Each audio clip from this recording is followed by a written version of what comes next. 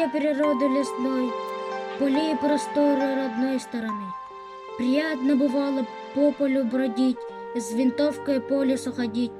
Увидишь косого, пугнешь, птицы тетерку без промаха бьешь. Сядешь на лодку, поедешь далеко, затеешь рыбалку по быстрой реке.